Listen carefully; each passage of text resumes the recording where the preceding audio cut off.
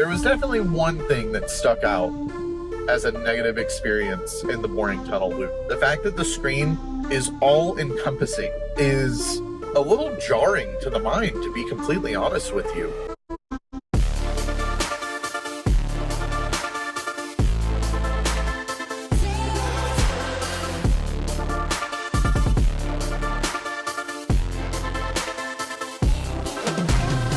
Welcome back to another Dasher Cam adventure video. Today, as you can see, we are in beautiful, sunny Las Vegas.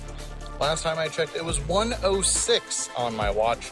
Absolutely scorching outside, but it's not really that bad. It's just a different kind of heat that I'm used to. You guys know that I'm from Florida. Anyways, enough about me. Today, throughout this video, we are going to check out a couple of things. We're going to check out the sphere behind me. We're going to check out the boring tunnels, and just my overall adventure in Las Vegas. So it's kind of like a vlog style thing. I hope that you guys enjoy. Leave me a comment. Let me know if you've been to Vegas. I would love to hear about your experiences as well. All right, I'll see you out there.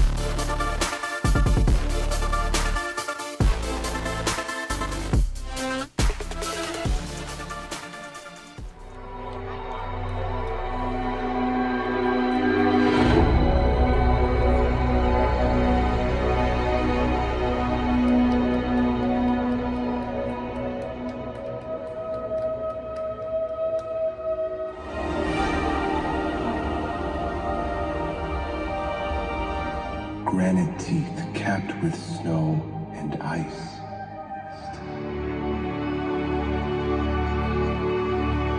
Wow, Vegas was amazing. I really enjoyed my time in Vegas. If you haven't been to Vegas, I definitely recommend checking it out. There is just so much going on, not just the casinos, not just the shows that are on the strip, but Vegas in all is a pretty interesting place. Lots of tourist attractions. The High Roller was a cool adventure whenever I did that at one point. There's just so much to see and do in Vegas. And as you saw in this video, I went through the Tesla boring tunnels, and I was also able to go up to the sphere. So I just wanted to give you guys a quick little synopsis of my thoughts of the Tesla boring tunnel and the sphere, and that'll kind of be a video. This was a short video. I didn't do a very good job narrating, documenting while I was in Vegas, so I figured that I would go through a recap in the Tesla with you while I have that footage kind of available to play in the background. The Tesla boring tunnels are pretty cool. They are really only meant for use between the convention centers in Vegas. So there's like a north, south, east, west convention center, and the boring tunnels connect all of those convention centers using Teslas. I saw a Model Y, I saw a Model X, I believe I might have seen a Model S, and maybe a Model 3. I can't remember. I think that they were all there.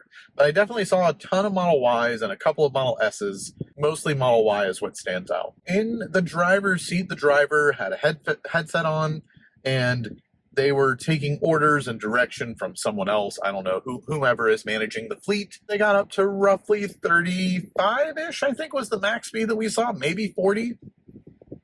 But they were just getting it through these tunnels.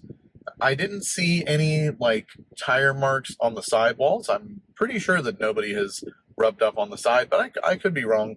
It seemed like there was definitely enough room for the car, but not very much. It was pretty tight in that little tunnel that we went through. Each of the rides is about as long as you experienced in the B-roll video that we went over. It was quick and easy. It was really, really nice to be able to get out of the sweltering sun. Again, it was like 100+ degrees in Vegas whenever I was there this past June 2024. Definitely cool to be able to experience Teslas in that respect.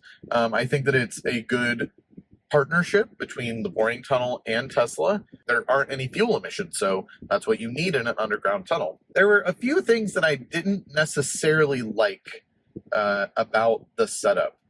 I almost wish that the stations, I guess is what you would call them, up top on the platforms, I wish that they would have been air conditioned, and I wish that they would have been more so inside. The ones that were down below were a little bit cooler, yes, but I feel like there could definitely be some better air ventilation kind of figured out with respect to that. I'm really looking forward to seeing what happens with the boring tunnels as they proliferate throughout the city and throughout other cities.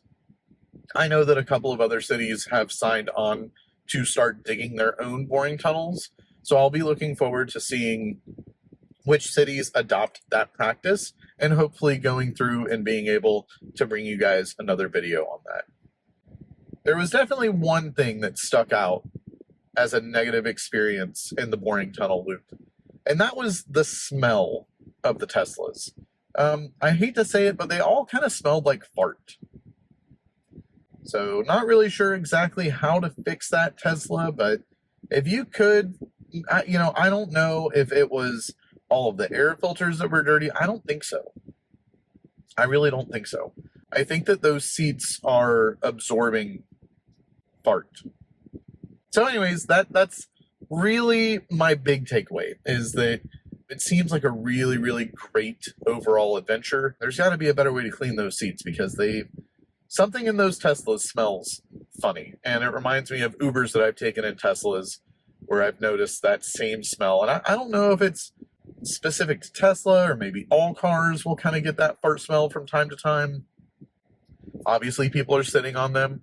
Obviously, people are in cars for a long time, including the drivers. I'm not saying anything ill about those drivers, but I assume that there are some farts being let out in those seats.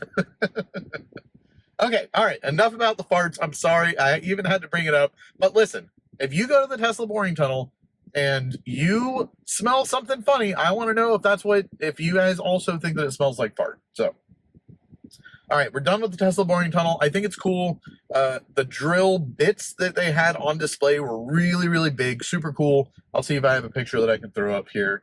And I'm looking forward to riding in another Tesla boring tunnel in the future. I really do think that it's going to be a good thing to do. Robo-taxi, whenever that comes out, is definitely going to be interesting. I can't wait to see what the next 10 years brings. Getting a taste of the future has helped me realize that we are really, really close to autonomy, experiencing FSD, all of those things. I can't tell you guys how close we are to a leap, kind of like we experienced, in my opinion, with the internet, kind of like the experience that we had with the telephone back in the day. Once we achieve this level of autonomy, life is going to be a lot different. It'll be a slow rollout, yes. Not everyone will have access to it in the world. But as it proliferates over the next 20 to 30 years, the world will be completely revolutionized by autonomy and by utilizing systems such as the boring tunnel combined with autonomy to get people from point A to point B.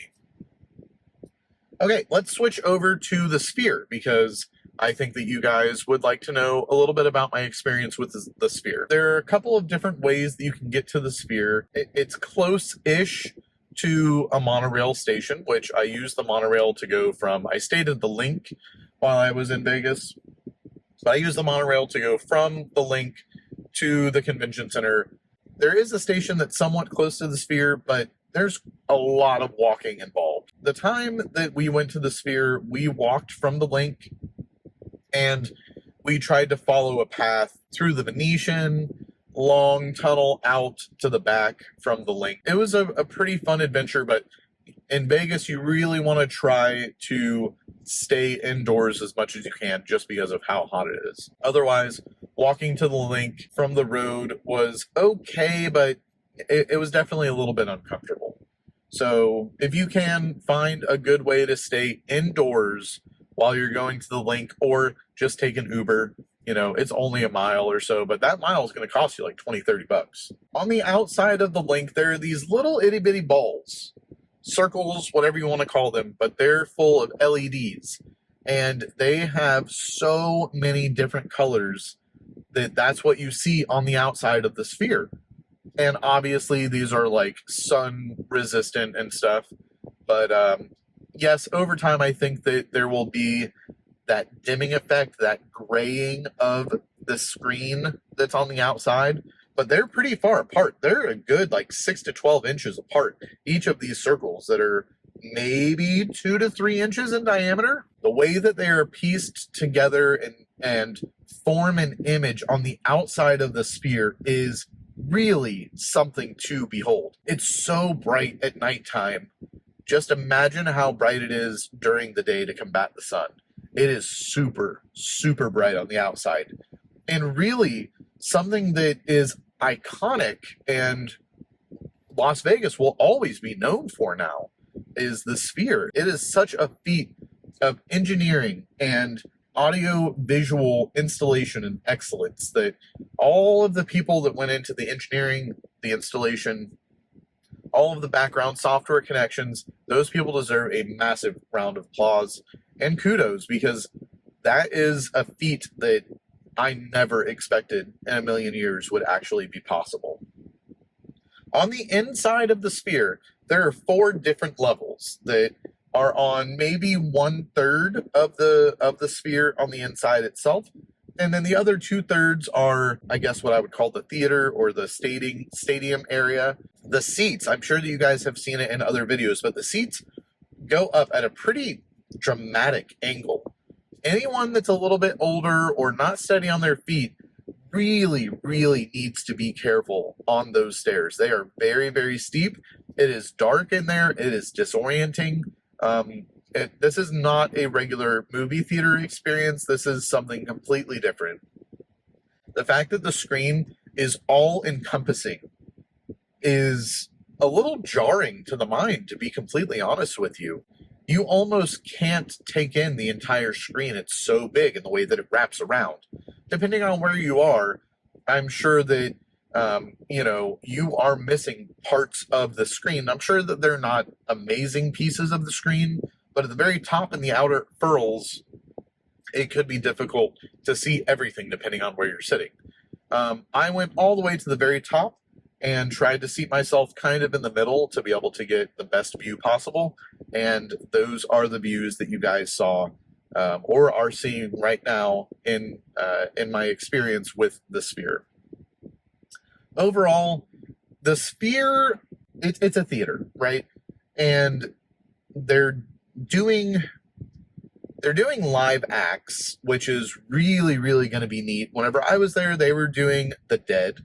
And I think that that's really where the sphere will shine overall, because there aren't many things that are videoed with the video cameras that are capable of being displayed at the sphere. From what I understand, it takes like many cameras to be able to get the entire shot as crisp and as clean as it does.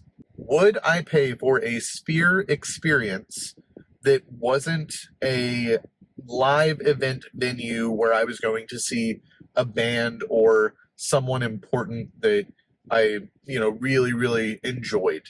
I don't think that I would. The sphere experience is a set of, pre-recorded videos that are almost like, if you've ever been to Disney World or Disneyland, there are rides, I want to say that they're called The Land or Soaring, where you're going over specific areas of the U.S. in a glider style video shoot, if you will. And that's kind of what the Sphere reminded me of, albeit in much higher definition with much more amazing sound. The sound in the Sphere is truly phenomenal and a feat of engineering that is unmatched, completely unmatched. If you're any type of a technology nerd, an AV nerd, and you go to the Sphere, understand that that is the peak of audiovisual experience that we have on Earth right now. The fact that certain sections of the seating area within the Sphere can experience different languages, different music altogether, the fact that it projects at a specific area is just amazing. With the screen being so big and encompassing, it really does help give an individualized experience to everyone that's there. You all may or may not know that I have a background in IT. I also have a background in car audio installation and AV installation. I am a little bit nerdy in that respect, and going to the Sphere, it was really eye-opening to see just how far we've come and what those experiences can be for the consumer. So again, I don't know that I would necessarily go to the Sphere to experience the Sphere experience without a live band being played or something similar to that respect, just because I've personally experienced many of those things before, growing up in Florida, being, immersed in theme parks, Disney World, Busch Gardens, Universal Studios. All of those things were something that was kind of ingrained in me as a small person, being so close to these theme parks and being able to experience what I would consider is the latest in audiovisual, animatronics, just AV technology in a pretty special bubble. Pandora at Hollywood Studios, the Pandora experience there is really amazing. Star Wars experiences are amazing. Just being able to be immersed in those worlds, once you get to that level and understand where we are as a society with audiovisual, and then you go and experience something like the Sphere, you really understand it and get a good appreciation for where we are and how far we've come. If you're experiencing things at theme parks and such, I don't know that the Sphere is really going to blow you away unless you know the intricate details. So those are my thoughts. I hope that you guys enjoyed the video. Las Vegas was really cool. I'm really glad that I got to go and experience all of the things that I got to experience. Thank you guys so much for watching. I really appreciate it.